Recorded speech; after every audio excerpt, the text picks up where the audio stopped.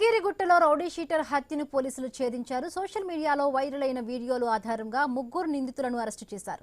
వారి వద్ద నుండి కత్తిని స్వాధీనం చేసుకున్నారు. 15 రోజుల క్రితం ఓ ట్రాన్స్జెండర్ ను మాట్లాడుకొని నిర్జన ప్రదేశంలోకి తీసుకువెళ్లి అత్యాచారం చేశాడు రోషన్ సింగ్, అతని స్నేహితులు. డబ్బులు చెల్లించే విషయంలో ఇరువురి మధ్య గొడవ తలెత్తడంతో ఆ ట్రాన్స్జెండర్ బాలానగర్ స్టేషన్లో ఫిర్యాదు చేశారు. దీంతో రోషన్, అతని మిత్రులపై పోలీసులు కేసు నమోదు చేశారు. తన శత్రువు బాలసౌరెడ్డి ట్రాన్స్జెండర్తో కేసు పెట్టించాడని రోషన్ అనుమానం వ్యక్తం చేశారు. ఎలాగైనా చంపేస్తారని మిత్రులతో చెప్పేవాడని పోలీసులు తెలిపారు.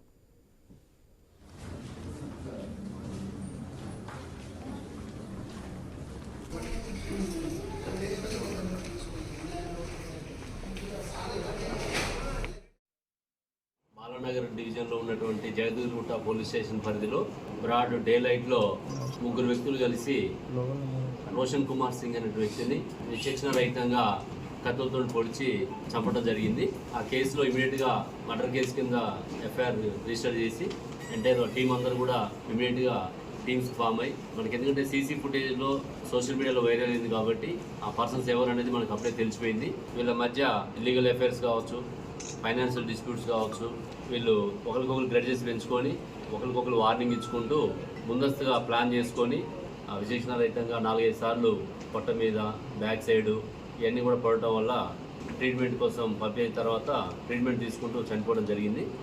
టెక్నికల్ ఎవిడెన్స్ తోటి వాళ్ళని నైట్లో పట్టుకోవడం జరిగింది.